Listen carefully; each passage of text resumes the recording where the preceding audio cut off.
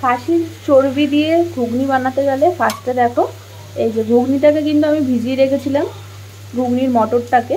আর এখন 4টে সিটি দিয়ে নিয়েছি, দেখো পুরো কিন্তু পারফেক্ট সিদ্ধ হয়ে গেছে একদম। আর এখানে হচ্ছে চর্বিটাকে ধুয়ে রেখে দিয়েছি। আর এখানে আদা রসুন পেস্ট করে রেখেছি। আর এই যে পেঁয়াজ কুচি কুচি করে এখানে কেটে রেখেছি 3টে পেঁয়াজ। আর এখানে কিন্তু আমি আলু ছোটো ছোটো করে কেটে ধুয়ে ভাজতেও বসিয়ে দিয়েছি। তো ততক্ষণ এটা ভাজা হোক, তারপর তোমাদেরকে দেখাচ্ছি আমি কী করি। তারপর দেখো আলুটাকে কিন্তু আমি ভাজা করে নামিয়ে নিয়েছি। আর এদিকে কড়াইতে দিয়ে দিয়েছি অল্প একটু সর্ষের তেল। অল্প দিয়েছি কারণ যেহেতু আমি চর্বিটা দিয়ে করব, তাহলে কিন্তু একদমই তেল তেল বেশি হয়ে যাবে, সেই জন্য কিন্তু আমি অল্প করে একটু সর্ষের তেল নিয়ে নিয়েছি। এবার এর মধ্যে ফোড়ন দেব তেজপাতা, অল্প একটু জিরে,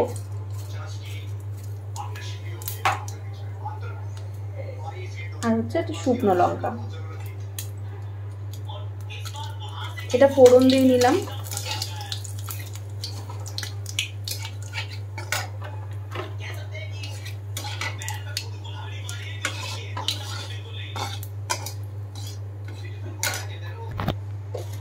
এটা ফোড়ন দেওয়ার পরে দেখো এটা কিন্তু লাল লাল যখন হয়ে গেছে, তারপরে কিন্তু আমি দিয়ে নেবো পেঁয়াজটা।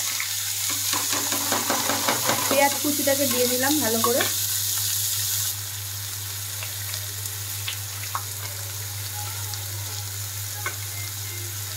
এবার গ্যাসটাকে জোরে দিয়ে একটু নাড়িয়ে নেব, লাল লাল করতে হবে।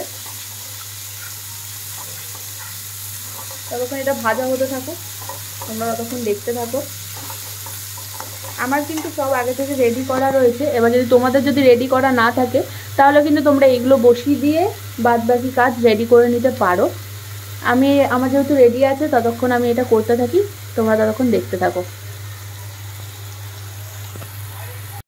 দেখো পেঁয়াজটা কিন্তু একদম লাল লাল করে ভাজা হয়ে গেছে। এবার আমি দিয়ে নেবো আদা রসুনটাকে। আদা রসুনের যে পেস্টটা বানিয়ে রেখেছিলাম আমি, সেটা দিয়ে দিই।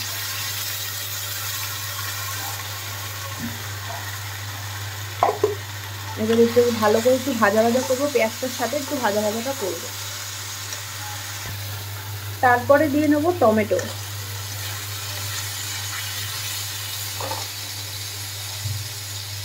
তারপরে দেখো আমি কিন্তু দিয়ে নিয়েছি চর্বিগুলোকে, এর ভিতরে দিয়ে নিয়েছি। এবারে দিয়ে দেবো একে একে হলুদ, লঙ্কা আর জিরের গুঁড়ো। তোমরা চাইলে ধনের গুঁড়ো ইউজ করতে পারো, আমি ধনের গুঁড়োটা এত প্রেফার করি না, সেই জন্য আমি সব রান্নায় ধনের গুঁড়োটা দিই না।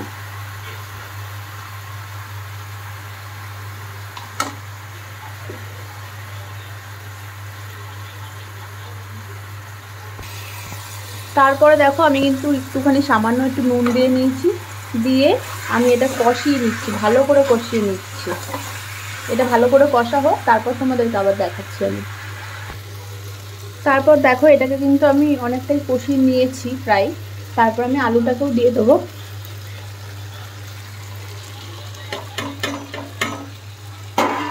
আলুটাকে অ্যাড করে এবার দুটোকে ভালো করে কষিয়ে নেবো আমি কিন্তু আলুটাকে আর চর্বিটাকে ভালো করে কষিয়ে নিয়েছি। তারপরে এটাও আমাকে অ্যাড করতে হবে, কিন্তু আমি এটা ছোট্ট কড়াই, আমি কি করে অ্যাড করব, সেই জন্য আমার মনে হচ্ছে একটুখানি কড়াইটাকে চেঞ্জ করতে হবে। তাহলে তোমরা দাঁড়াও, একটু ওয়েট করো, আমি কড়াইটাকে চেঞ্জ করে তোমাদেরকে দেখাচ্ছি আমি আবার কী করে রান্নাটা করছি। দেখো আমি কিন্তু কড়াইটাকে চেঞ্জ করে চলে এসেছি। এবার কিন্তু আমার আর প্রবলেম হচ্ছে না, দেখেছো এটা কত সুন্দর কষানো হয়ে গেছে। তারপর আমি মটরটাকে অ্যাড করে নেব।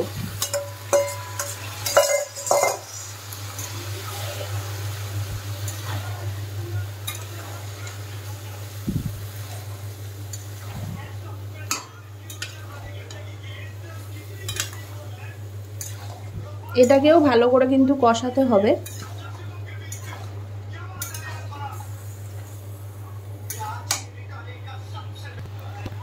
দেখো আমার কিন্তু এটা অনেকটাই কষানো হয়ে গেছে, তাই আর কষাবো না, কারণ মটরটা ভালো সিদ্ধ ছিল।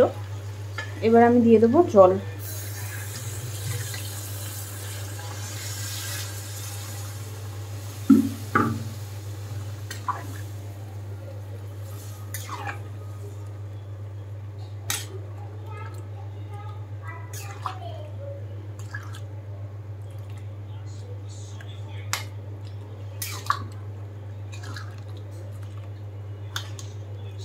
এবার এটাকে ঢাকা দিয়ে কিছুক্ষণ ফুটতে দেবো, একদম কম আছে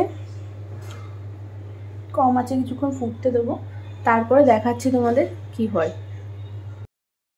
তারপরে দেখো এটা কিন্তু ফুটছে টকবক টকবক করে, আর কিন্তু হয়ে গেছে। আমি একবার টেস্ট করে দেখে নিয়েছি, নুনটা ঠিকই আছে আর একটু ঝালও ঠিকঠাকই আছে। আমরা যেহেতু লুচি দিয়ে খাবো সেই জন্য গা গুলিয়ে যেতে পারে, সেই জন্য আমি একটুখানি ঝালঝালি করে নিয়েছি। দেখো পুরো কিন্তু রেডি। এবার আমি দেবো হচ্ছে শাহি গরম মশলা। এই যে আমি একটুখানি গরম মশলা অ্যাড করে নিচ্ছি। প্যাকেটটা ছেঁড়াই হয়নি, 1 সেকেন্ড দাঁড়াও। দেখো আমি এবার গরম মশলাটা অ্যাড করে নিলাম।